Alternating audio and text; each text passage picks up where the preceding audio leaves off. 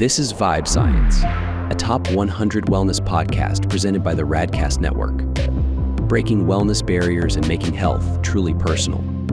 Here are your hosts, Ryan Alford and Chris Hansen.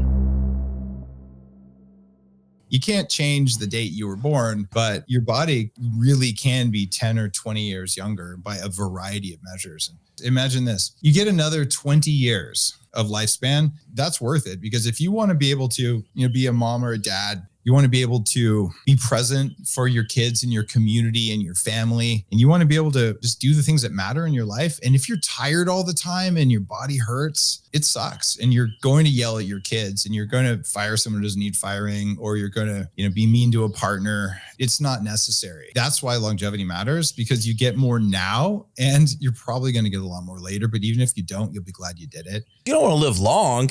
You want to live long well. I don't want to be 90 years old just to be 90. I want to be 90 years old and doing pretty much what I want to be able to do. And that's what I understand about, and most CEOs, I think, have caught on to this, the successful ones. Like, you're making all this money and you provide for your family and to have time and freedom and do all these things, but you aren't going to be around to enjoy the benefits of that, the time benefits, all that, if you aren't taking care of yourself. Microdosing isn't a magic pill. Psychedelics aren't necessarily a panacea or a silver bullet. They show you the way, but you still have to do the work. They make it a little bit easier because of how they impact neuroplasticity. They make the brain more plastic and malleable so you can change and adapt. But at the end of the day, it's still you that has to show up and make the changes. It's not going to do it for you. And so the worst thing is to just give up our power to something outside of us and be like, oh, this is why. No, this is a tool and an ally, but still the power is within you, and you have to make the changes if you want to see and live a better life.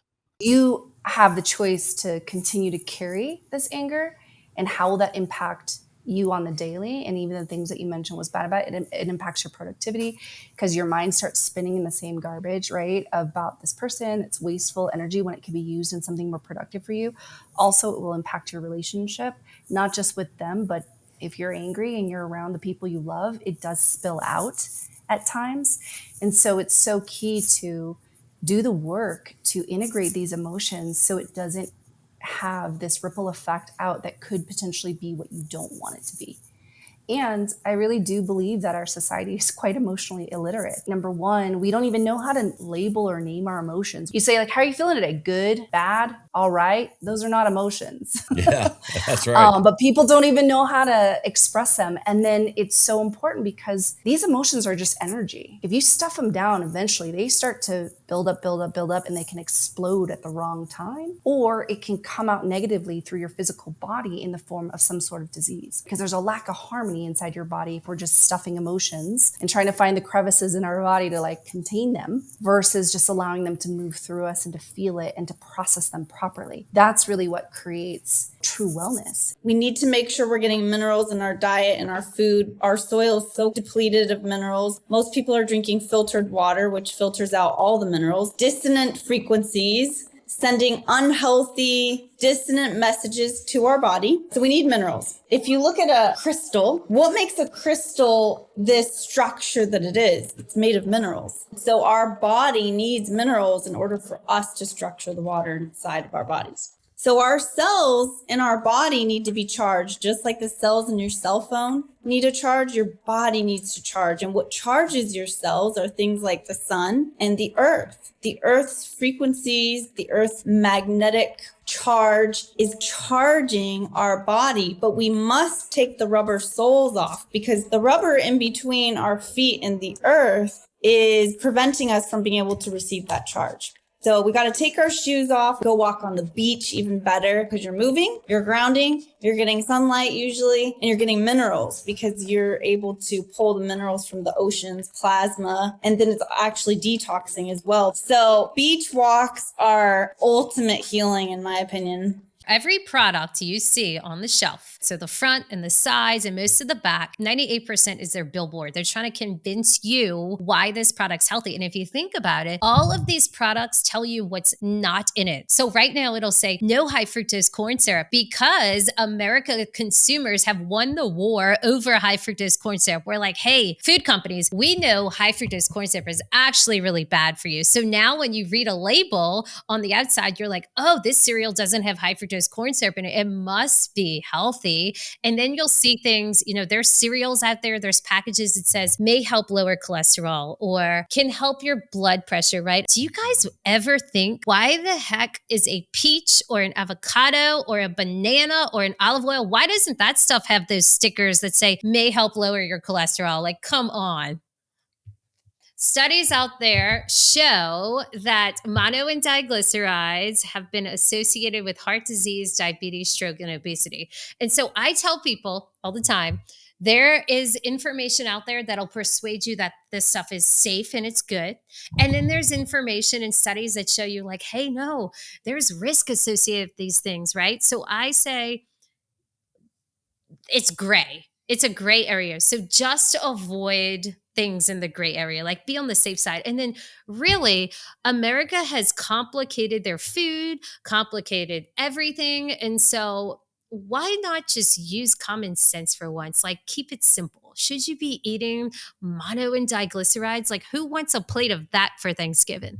I'm definitely, because like you said, it's so simple. It seems crazy to think, why weren't we just eating whole foods to begin with? Like, I'm one of those people now, when I'm in the grocery store, I just see like corporate poison everywhere. Oh, for sure. Yeah. There's like 10 companies that control all of the food companies. So you think whether you're eating this bread or that bread, doesn't matter. It's coming from the same people with the same intentions. It just goes to show you that we've had blinders on us, and this whole nutrition facts system of, oh, stay in your calories and your carbs and your sodium and you'll be okay. And it's like, no, that's actually screwed us up. That got us to where we are now. And how many more diets do they need to come out with? You got to go back and identify the problem and just keep it simple. That's it. Everything's gotten so black and white, when in reality it's really a lot of gray in some area. A lot of the issues, not all of them. There's some that I'm not going to ever fold on, sure, but I can admit and be open-minded enough to know that we can advance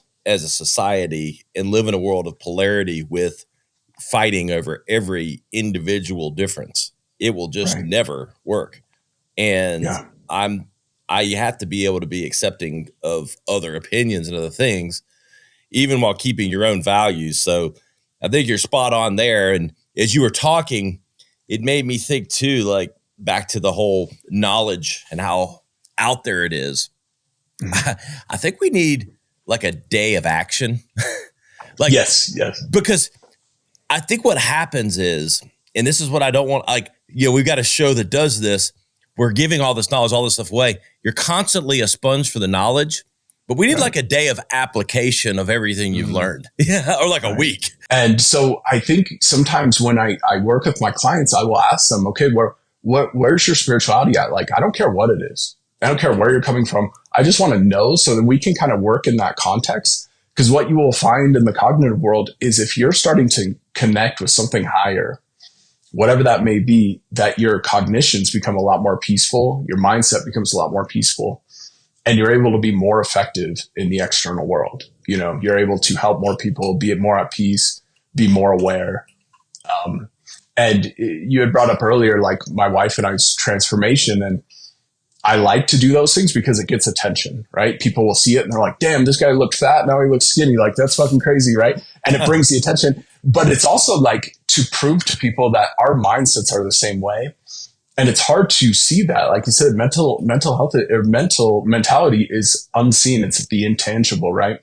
And you can't see it, but you can see it in the sense of somebody bringing a lot of clarity with their words. Or you can see it when somebody has a lot of positive energy, or they have a lot of like love. All these things are intangible. We can't like measure these things, right?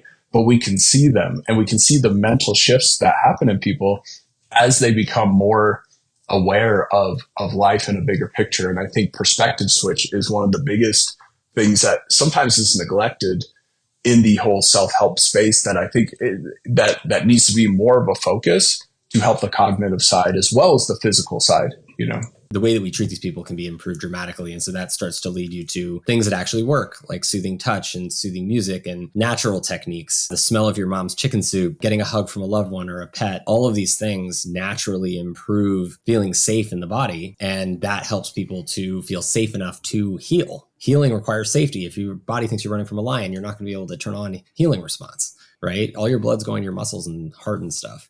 There's enough crazy things in the world.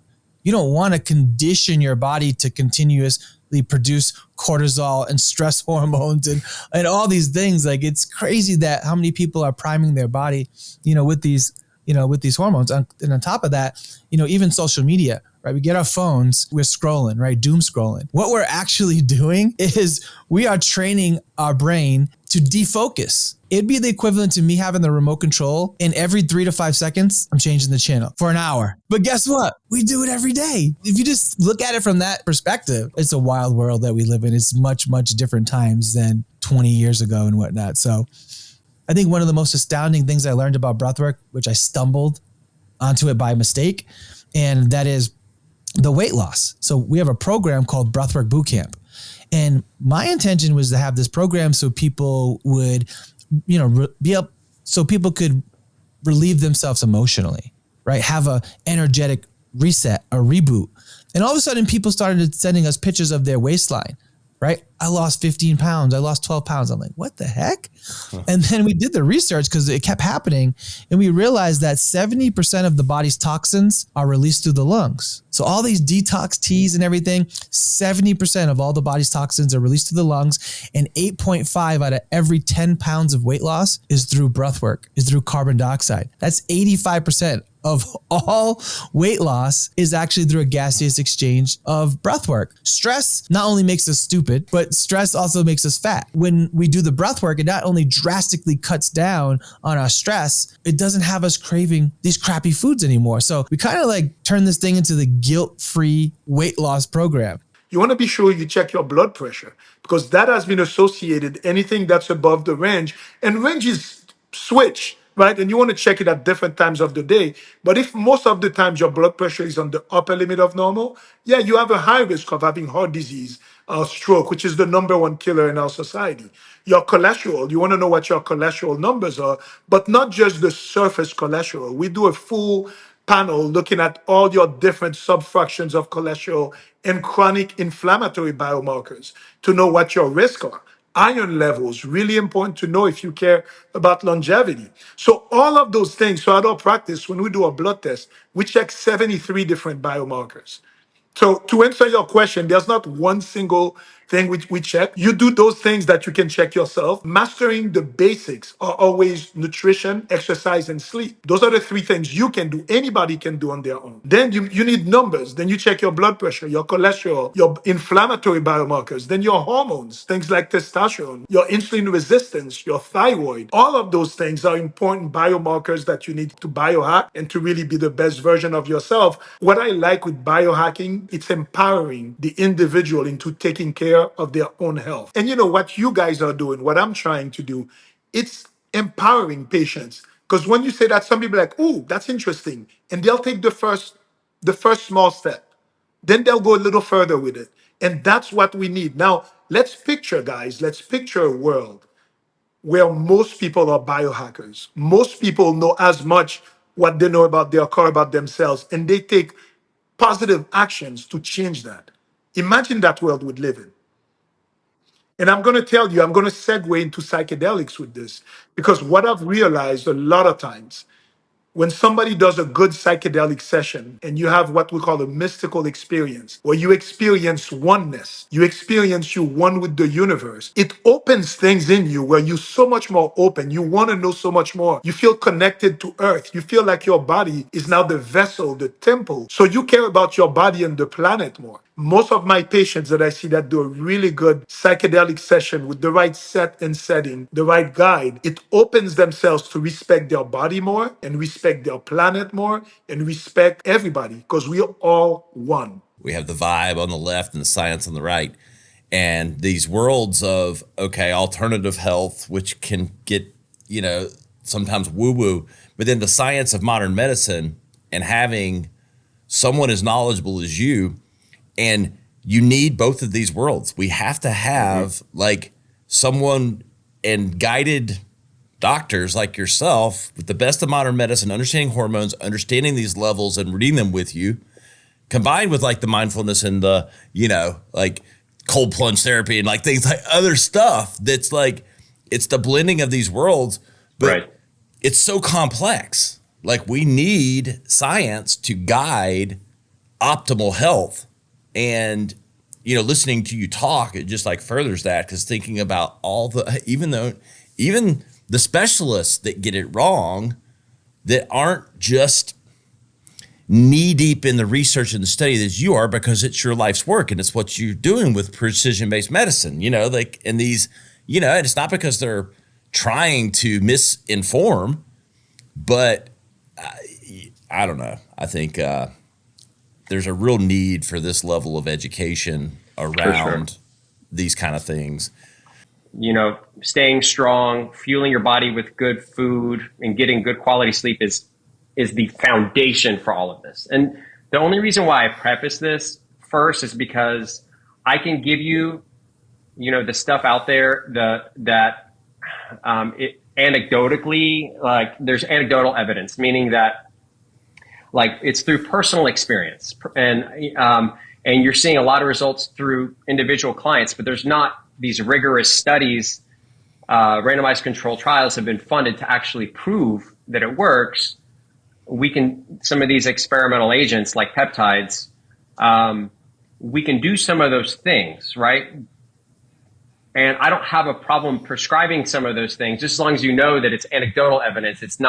We don't have all the literature that supports that it will or won't work in you specifically. But I'm going to have a hard time working with someone who's getting 4 or 5 hours of sleep a night.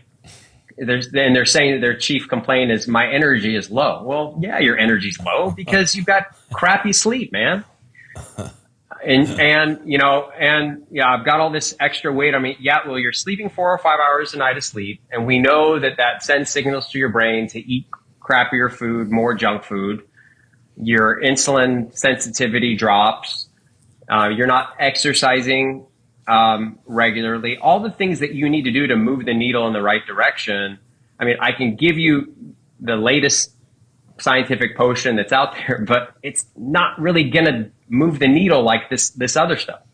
And the one caveat though, with this is, so we talk about lifestyle optimization, and then moving on from that, I think really the icing on the cake is hormone optimization.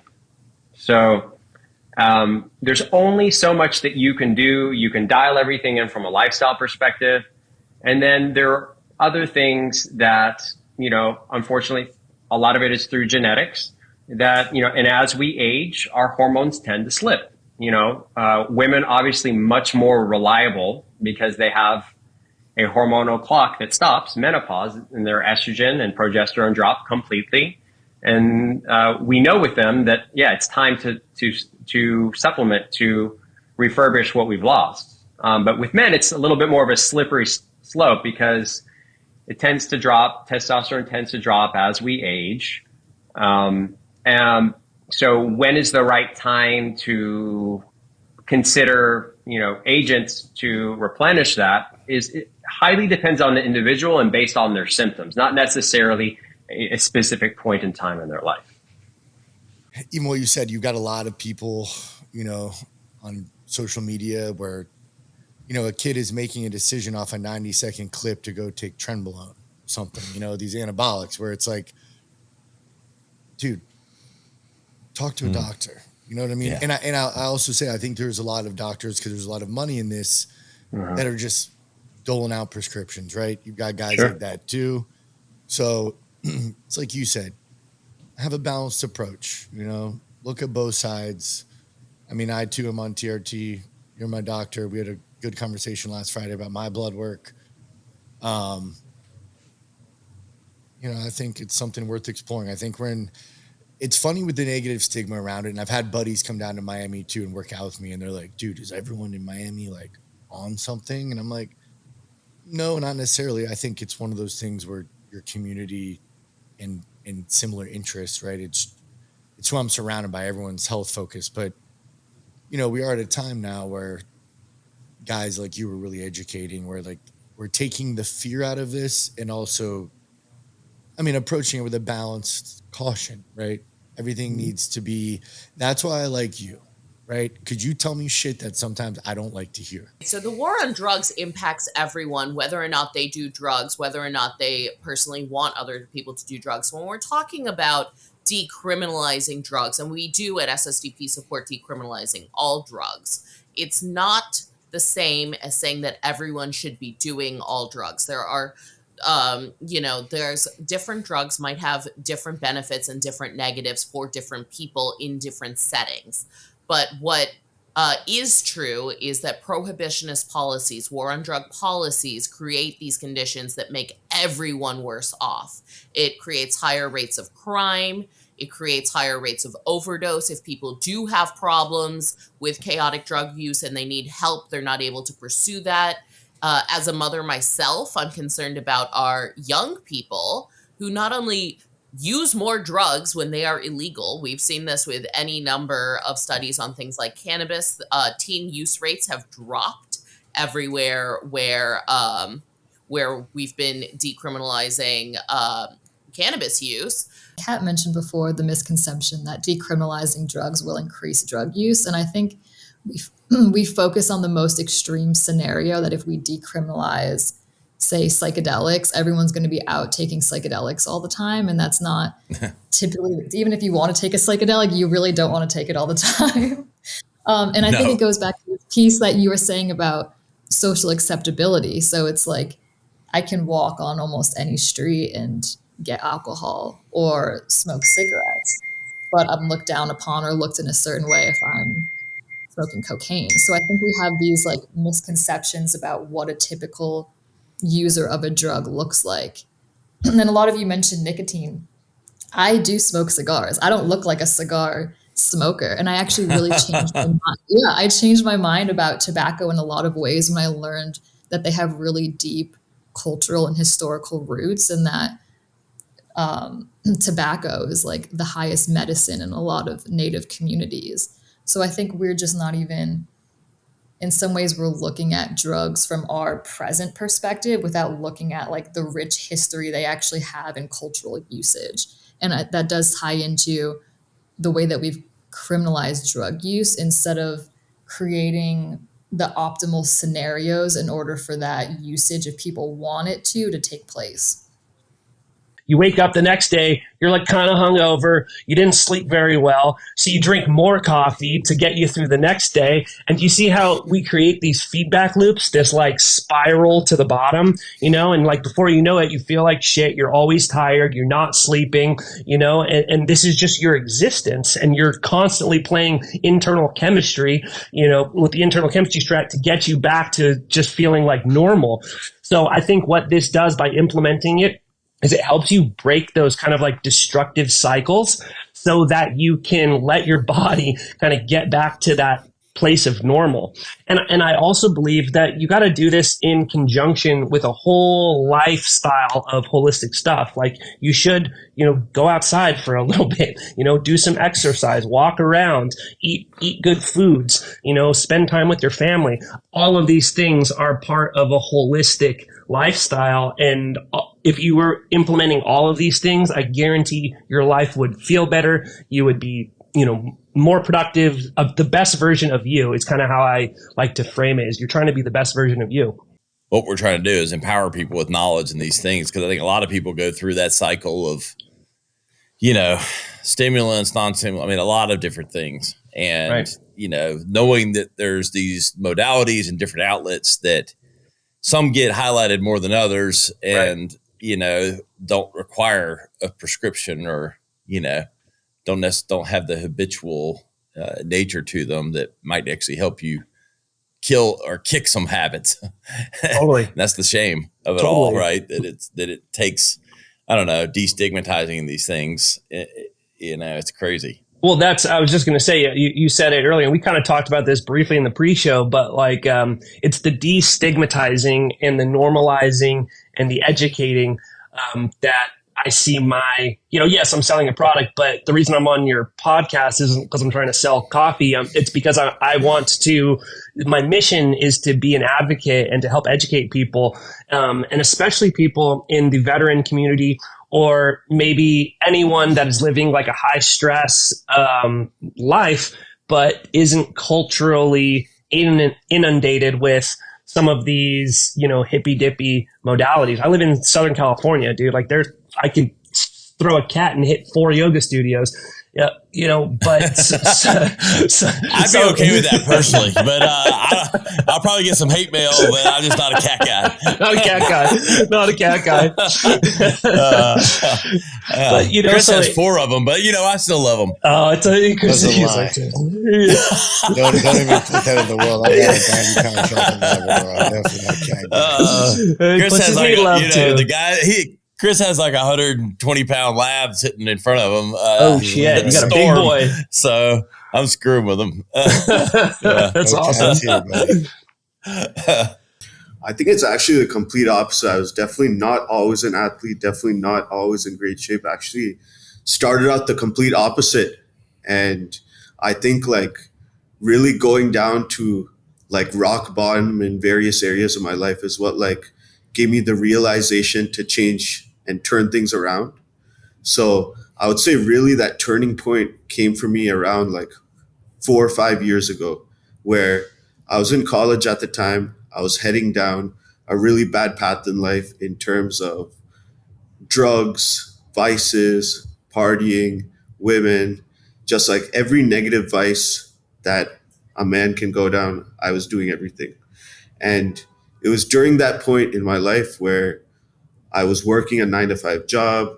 I had a girlfriend at the time, and I was in like this comfort zone of living like a typical corporate America life. And then eventually my bad habits caught up to me, and I had a spiral of like negative things happen one after the other, where I ended up getting fired from the 9-to-5 job I was at because of my drug habits. My girlfriend at the time broke up with me. I ended up not being able to afford the bills and being homeless for a period of time. And all these 3 things happening at the same time kind of put me in like a make or break moment where I was like, this is all my fault. And the only way I can turn things around is by changing everything. So I started going from like one side to the complete opposite and changing all my habits, replacing all the vices with like healthy food and lifting, replacing all the negatives I was putting in my brain with learning and education. And through that, I was able to make a complete 180 shift from like that lifestyle into one of like an athlete and entrepreneur instead. I mean, I think there's a lot of styles and techniques now, so I don't want to say that it's going against the mainstream, but it is in a way, because I think a lot of people still just think heavier weight, bigger muscles, right? I mean, yeah, it's just not. And you'll accurate, see, right? You'll see a lot of bodybuilders now go into more volume, more intensity. Arnold used to train with a lot of volume and intensity. It was only until like Arthur Jones and then Dorian Yates and these kind of guys and Mike Mensa really focused on the heavy duty, and that's where it kind of become popular. But then as injuries started to set in, people looking for more longevity in this sport. And people are definitely older in bodybuilding compared to what they were many years ago, where people would achieve championship status in their early 20s. That's not happening until their mid-30s now. So, of course, people want more longevity within the sport, so then they have to train accordingly. So when it comes to supplements, it's going to be creatine. That's the most studied supplement out there, an amino acid. So I'd say creatine has stood the test of time since I got into weight training through, its phosphagen, through EAS and, all these old school brands. That has been proven time and time again to have so much more benefits. And now we're seeing more and more in studies how it's neuroprotective. It's great for the brain. It crosses the blood-brain barrier. And then when it comes to nutrition, the one thing that has stood the test of time is that stick to natural whole foods. I don't care if you're keto. I don't care if you're paleo, or whatever your shtick is, carnivore, as long as you're eating single ingredient foods that your body can recognize it because you can spell it. If you're looking at foods on the back and you can't pronounce them, then your body's probably not going to recognize it either. And that's obviously an issue that we see with people's health today. So I'd say it's those two things that have stood the test of time. I always tell people, just have variety. You know, if you're eating something off your plate, try to think of the rainbow, get as many colors on there as you possibly can. You know, some people will try to avoid like what's called oxalates or plant defense mechanisms like lectins and whatever. But I believe if you expose your gut microbiome to these types of foods, then your body or your gut produces more strains of bacteria to better take care of that. It's really fascinating how our body has kind of almost like, whether it's like evolved, adapted to nature. These are things that, and why our cells would even have ergothioneine receptors is because ergothioneine is one of the most powerful antioxidants. It's often compared to like glutathione, because I think a lot of your listeners are probably familiar with like glutathione. It's one of our most powerful internal antioxidants that we make. But remember, we can't make ergothioneine. And there was some research done kind of comparing the antioxidant effects between glutathione and ergothioneine. Sometimes the research showed equivalent antioxidant protection, but in some research, it was showing that it was even more powerful. So a really important antioxidant that we should have in our cells. But here's another kind of interesting piece.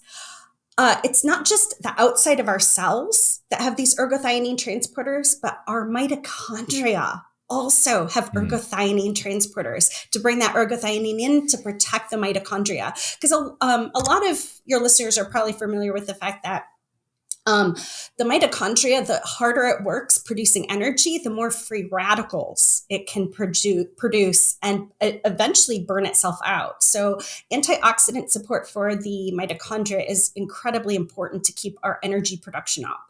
What are the variables of happiness? I think the variables can differ. It's not a finding, right? It's a settling into. You've got to understand that the happiness is there. You've just got to connect with it. So if you're looking for happiness anywhere external to you, it's not going to show up, right? It's not going to show up in any amount of money. It is not going to show up in any relationship. I mean, I threw myself into being a mother. I was hanging on to that with everything I had because it was the one thing that I thought that made me happy. But I can't rely on my daughter for my happiness. I can't rely on any person. And there's no set of circumstances either. I had a mentor once who said the most amazing thing to me. He said, you know, Danny, people made a lot of money during the Great Depression. Right. So even in the worst set of circumstances, you can still connect to happiness, to gratitude, to the things that ground you, to something bigger than yourself and see the bigger picture. So for me, it was really sort of it's sort of a woo-woo thing, but it's a coming home to, right? The happiness is always here. I just didn't see it because of all the things that were blocking it. Yeah. And we never know what those blocks will be, do we? You know, like there's so many. There's so many. I think, and then we got a world that sort of conditions us towards, other things. So that doesn't help either, right? And social media and all these things now that are, I don't know, like, and I love social media. Me too. But it empowers a lot of good, but it also kind of fosters, I think, some falsehoods, especially as happiness goes. Yeah. And I think that's only because we're not equipped for it. I believe that life is a mirror. It's always showing you something about yourself. So if you are looking at social media and you're having a really hard time with it, with envy or, self-love or whatever your issue is, it's showing you what you need to work on yourself. Because if you're, competent and strong in those areas, it really shouldn't bother you. When we launched the Google Home, it was really scary to put AI in people's houses. Now people just have AI absolutely everywhere. But that was the nightmare when we started putting the assistant in everyone's house. I've always liked how hardware can affect our lives. And if it's good piece of hardware, beautiful piece of hardware, well thought out that I like, I really dislike ugly looking products and products that okay, this does the thing, but it doesn't matter how it looks, doesn't matter the packaging experience. I think lack of taste is a problem in hardware world. Yes. The content discussed on this show is provided for reference and educational purposes. The content is not an attempt to practice medicine or provide specific medical advice. Always consult your personal physician for medical advice and proper diagnosis. Thanks for listening. This is Vibe Science. To learn more or watch full episodes, visit vibesciencepodcast.com. Here's to discovering your highest vibe